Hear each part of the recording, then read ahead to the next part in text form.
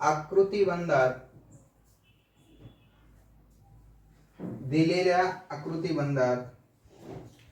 प्रश्नचिन्हाच्या जागी कोणती संख्या येईल?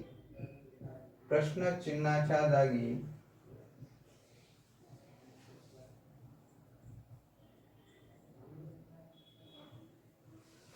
कोणती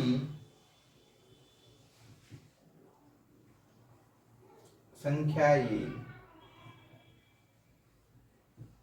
बघा बरं, आता या ठिकाणी प्रश्नचिन्ह आपल्याला ओळखायचं आहे आणि त्यामध्ये दिलेलं आहे 1 4 9 प्रश्नचिन्ह 25.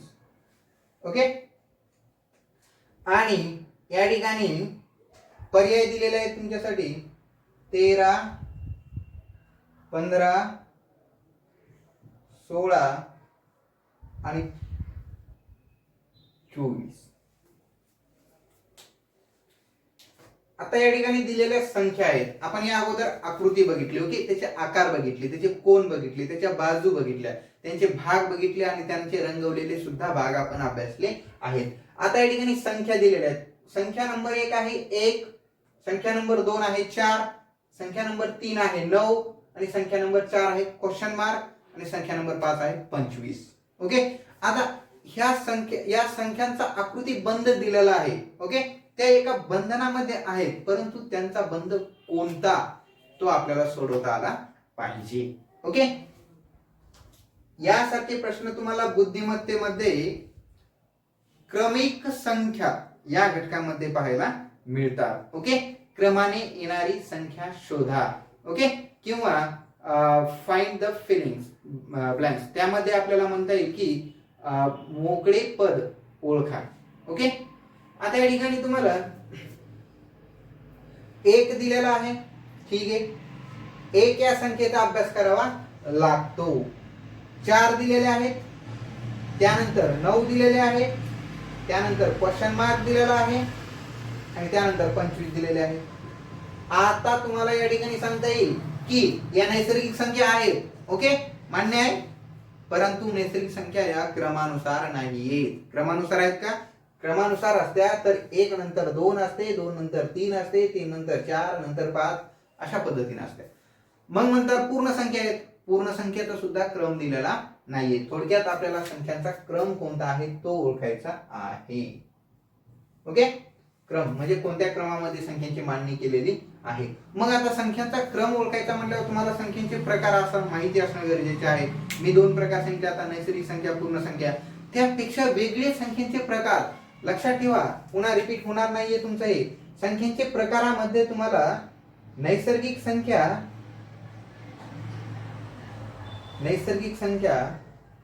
पूर्ण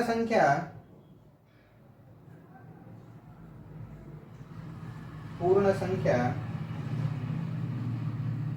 त्यानंतर सम संख्या, विषम संख्या, अपूर्णांक संख्या, पूर्णांक संख्या, या संख्यापैकी या संख्या दिसतात का मित्रांनो तुम्हाला क्रमाने? यापैकी कोणत्याही संख्यांचा क्रम या ठिकाणी मला लावलेला दिसत नाहीये. मग पुन्हा कोणत्या संख्यांचा, आणि मी काय लिहून देतोय माहिती काय? तुम्हाला सर्वकष गोष्टीकडून विचार करायला सुरुवात झाली पाहिजे. तुम्ही डायरेक्ट तुमच्या डोक्यामध्ये डायरेक्ट प्रकाश पडणार आहे का? ऍक्च्युअली ह्याच संख्या आहेत. त्या अगोदर तुमच्या मनामध्ये, तुमच्या विचारामध्ये सर्व संख्या येणं खूप गरजेचे आहे. मग संख्या आल्याच्या नंतर आपल्याला त्या ठिकाणी जॉईन करता येतं की नैसर्गिक संख्या नाहीयेत, पूर्णांक संख्येची सुरुवात शून्यापासून होते, त्या पण नाहीये. समसंख्या म्हणावा तर 1 4 आहे, म्हणजे समविषमचा काही संबंध नाहीये.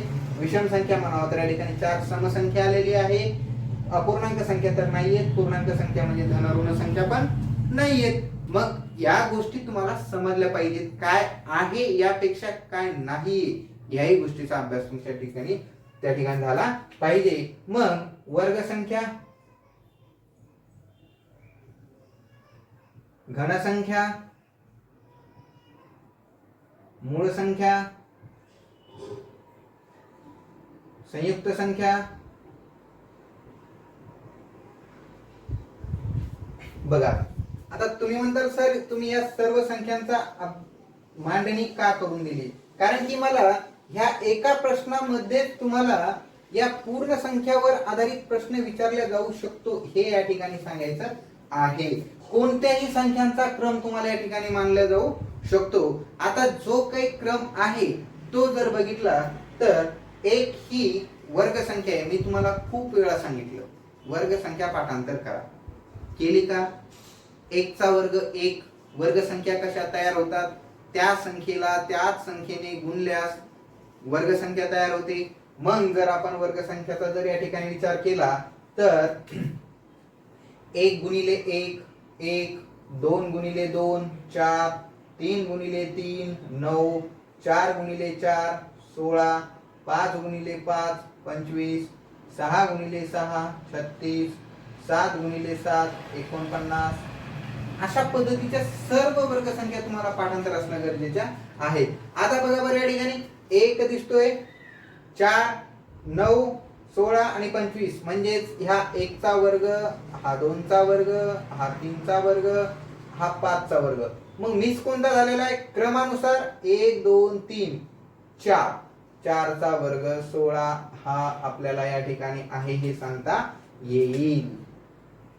म्हणजेच घनसंख्या, मूळ संख्या, संयुक्त संख्याचा या ठिकाणी क्रम लागत नाही, वर्ग संख्यांचा क्रम आहे. मग तुम्ही त्या ठिकाणी त्यांचं स्पष्टीकरण काय सांगू शकता?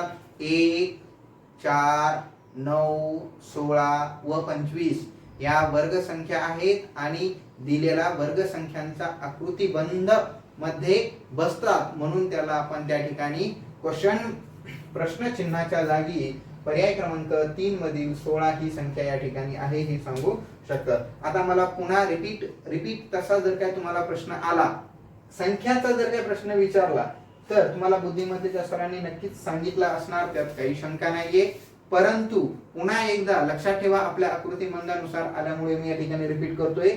बुद्धिमत्तेमध्ये ज्याप्रमाणे यासारखे प्रश्न येतात, गणितामध्ये यासारखे प्रश्न येतात, त्यावेळेस संख्यांचा विचार आल्यावर तुमच्या नजरेसमोर या सर्व संख्या येणं गरजेच्या आहेत. समजतंय ना? या सर्व संख्यांचा अभ्यास, ज्या विद्यार्थ्यांना मूळ संख्या काय ते माहिती नाहीये, घनसंख्या काय ते माहिती नाहीये, संयुक्त संख्या माहिती नाहीये, पूर्णांक अपूर्णांक सम विषम नैसर्गिक पूर्णांक पूर्ण या सर्व संख्यांच्या व्याख्या पाठांतर करा आणि त्या क्रमिक त्यांची मांडणी कशापासून सुरुवात होते, कुठून सुरुवात होते तेही माहिती असणं गरजेचे. शेवट तर आपल्याला माहिती अनंतपर्यंत असतो, परंतु सुरुवात फक्त लक्षात ठेवा. ओके, अशा पद्धतीने तुम्हाला दिलेल्या आकृतिबंधामध्ये प्रश्नचिन्हाच्या जागी 16 उत्तर आहे हे सांगता येतं. चला आता पुढील प्रश्न पाहूया.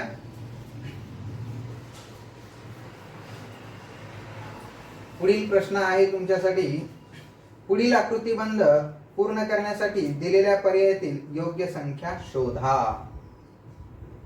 पुढील आकृतिबंध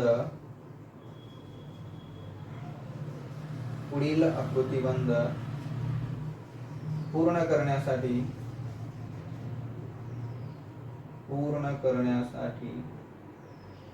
पुढील आकृतिबंध पूर्ण करण्यासाठी दिलेल्या पर्यायातील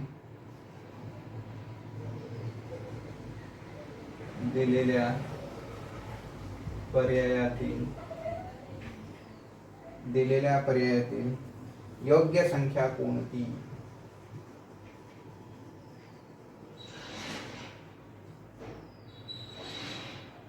योग्य संख्या कोणती? बघा बरं या ठिकाणी आता 1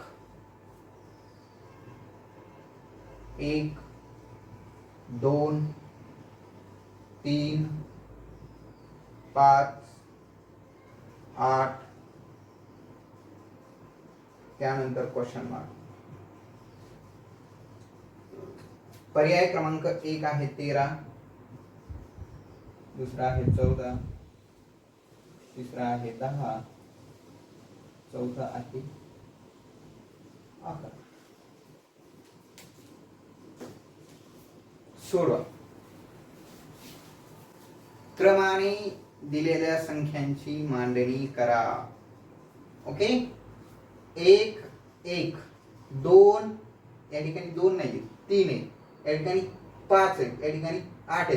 मग सर सुरुवात तर पुनरावृत्ती अंकानं झाली, मग शेवट पण तसंच होईल का? पण पर्यायामध्ये तसं अंक दिलेला नाहीये.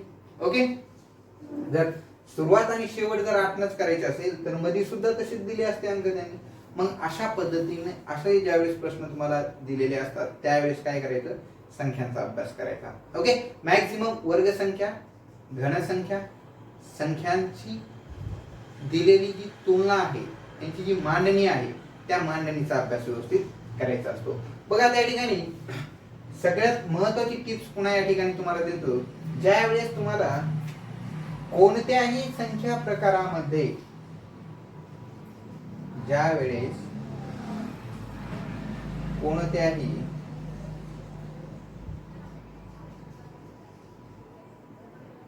संख्या प्रकारामध्ये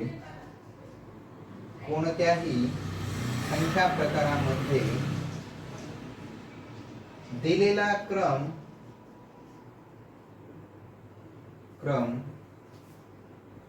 बसत नसेल, म्हणजे मॅच होत नसेल, तर त्यावेळेस अंकाचा विचार करून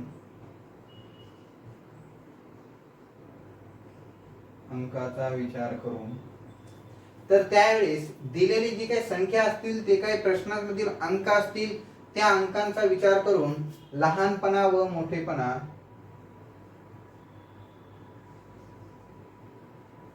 मोठेपणा संख्यांचा. ओके, त्याचप्रमाणे लहानपणा व मोठेपणा, त्याच पद्धतीने दुप्पट, तिप्पट, निमपट, तसेच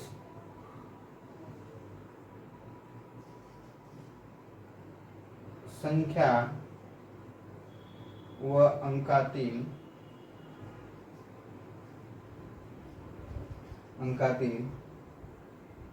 फरक समजून घ्यावा. संख्या कितीने वाढत जात आहे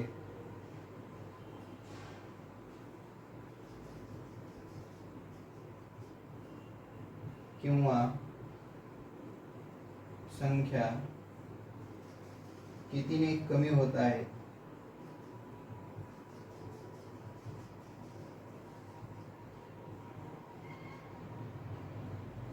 याचा विचार करावा.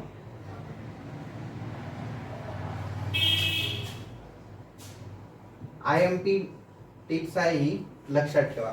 ओके, ज्यावेळेस तुम्हाला बुद्धिमत्तेलाही उपयोगी पडेल आणि गणितालाही उपयोगी पडणार आहे. ज्यावेळेस तुम्हाला संख्यांचा क्रम दिलेला असणार आहे, त्यावेळेस या प्रकारच्या संख्यांच्या क्रमामध्ये तुम्हाला जर त्या कोणत्याही संख्यांच्या प्रकारामध्ये जर बसत नसेल, या अगोदरच्या संख्यांच्या प्रकारामध्ये वर्ग संख्यांच्या प्रकारामध्ये या सर्व संख्या बसल्या होत्या. ओके, परंतु या ठिकाणी आता 1 आणि 1 दिलेला आहे, म्हणजे त्या जवळपास 1चा वर्ग 1 अशी आहे का, असाही विचार करा.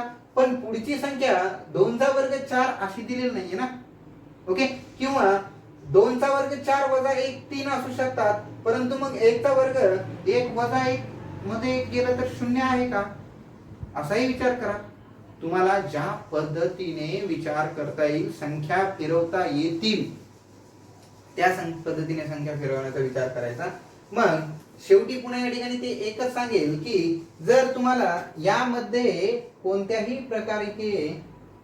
प्रकारचा जर काही नियम त्यामध्ये लागू होत नसेल, तर बेरीज, वजाबाकी, गुणाकार आणि भागाकार या 4 क्रिया करायच्या शेवटी. ओके, मग या 4 क्रिया केल्यावर तर आपल्याला त्या ठिकाणी निश्चितच उत्तर मिळणार आहे. जर या ठिकाणी जर का तुम्हाला उत्तर सापडत नसेल संख्यांच्या प्रकारामध्येही जर उत्तर सापडत नसेल तर आपली विचार करण्याची पुढची जी काही पद्धत आहे ती आहे क्रियांची. ओके, त्यामध्ये ही पहिली क्रिया कोणती असली पाहिजे? संख्यांच्या आकारमानानुसार एक संख्या एक आहे आणि पुढची जर त्यापेक्षा कितीने जास्त पटीने मोठी आहे तर मग गुणाकारामध्ये पटीने संख्या वाढत असते. एक संख्या 5 आहे आणि त्याच्या जवळची संख्या आहे, मग त्याची जवळ म्हणजे बेरीज करून जवळ आलेली असू शकते.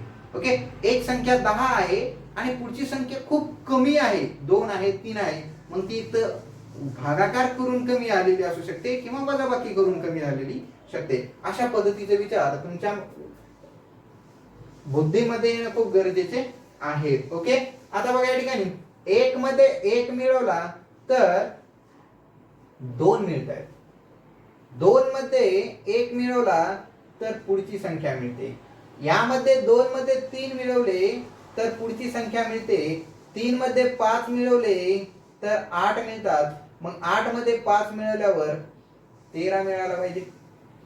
समजतंय का? क्रिया पहिलीच क्रिया त्या ठिकाणी आपल्याला बसू शकते. म्हणजे सांगता येईल 1 आणि 1 2 होतात, हे आले 2, 2 आणि 1 3 होतात, हे आले 3, 3 आणि 5 8 होतात, हे आले 8, 5 आणि 8 13 होतात, 9 10 11 12 13, किती? 9 10 11 12 आणि 13. म्हणजे तुम्हाला याचं स्पष्टीकरण असं सांगता येईल की दिलेल्या संख्यांचा क्रम हा लगतच्या संख्यांची जर काय बेरीज केली तर पुढील संख्या त्याचं उत्तर मिळते. म्हणून 1 आणि 1 2, 2 आणि 2 2 आणि 1 3, 3 आणि 2 5, 5 आणि 2 5 आणि 3 8, 8 आणि 5 13. अशा पद्धतीने त्याचं स्पष्टीकरण मांडून व्यवस्थित 5 आणि 8 हे 13 होतात एवढं तुम्हाला सांगता आलं पाहिजे. इथे जर का 13 अंक असता आणि पुढे क्वेश्चन मार्क असता तर 13 आणि 8 21 होतात, हेही तुम्हाला सांगता आलं पाहिजे. ओके, आता या ठिकाणी बेरीज दिली, एखाद्या वेळेस गुणाकार देऊ शकतात, एखाद्या वेळेस भागाकार देऊ शकतात, एखाद्या वेळेस संख्यांचे गट करून त्या ठिकाणी 2 संख्यांचे गट करून त्यांची बेरीज समान असू शकते, त्यांची बेरीज 5च्या पटीने 3च्या पटीने 10च्या पटीने असू शकते. लक्षात ठेवा, खूप मोठा विचार करावा लागतो या ठिकाणी, बुद्धिमत्ता खूप उपयोगी पडते तुमच्या. ओके, चला समजला प्रश्न सर्वांना? टिप्स जी आहे ती व्यवस्थित लक्षात ठेवा. त्यानंतर पुढील प्रश्न आहे 1 ते 100 मध्ये.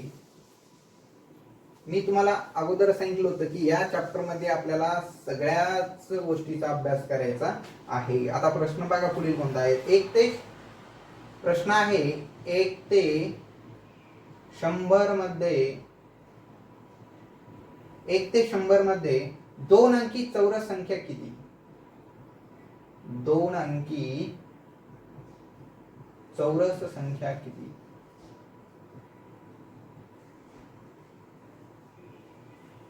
चौरस संख्या किती? पर्याय क्रमांक 1 आहे 10, दुसरा आहे 12, पर्याय क्रमांक 3 आहे 6 आणि पर्याय क्रमांक 4 आहे 5. सोपा आहे प्रश्न, काय अवघड नाही, फक्त चौरस संख्येची माहिती असावी एवढंच अपेक्षित आहे. आहे का माहिती चौरस संख्या म्हणजे काय? चौरस याचा अर्थ चारी बाजूनी समान कोन व चारी बाजू समान असणारी एक आकृती तुमच्या नजरे समोर येणार. ओके, त्याला आपण चौरस म्हणू. परंतु या ठिकाणी चौरस संख्या हा एक संख्यांचा प्रकार आहे. ओके, आणि चौरस संख्या सारखाच त्रिकोणी संख्या याच्यानंतर आपण अभ्यासणार आहोत. पुढील प्रश्नामध्ये मी मुद्दाम प्रश्न घेतलेला आहे. हा प्रश्न मी मनाने घेतला नाहीये, तुमच्या टेक्स्टबुक मध्ये स्वाध्याय मध्ये पहिलाच प्रश्न तुम्हाला दिलेला आहे, सोडून दिलेला नाही स्वाध्याय मध्ये, लक्षात ठेवा. म्हणून आता काळजीपूर्वक लक्षात ठेवा. चौरस संख्या म्हणजे वर्ग संख्या, दुसरं तिसरं काही नसून चौरस संख्या या वर्ग संख्या असतात.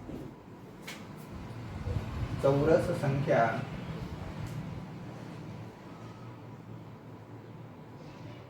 या वर्ग संख्या असतात, वर्ग संख्या असतात. मग या ठिकाणी 1 ते 100 मध्ये किती वर्गसंख्या आहेत त्या बघायच्या आणि आपल्याला विचारल्या 2 अंकी संख्या. प्रश्न सुद्धा व्यवस्थित वाचायचा, नाहीतर 1 ते 100 मध्ये विचारल्यात मग 1 ही वर्गसंख्या आहे, 4 ही वर्गसंख्या आहे, 9 ही वर्गसंख्या आहे.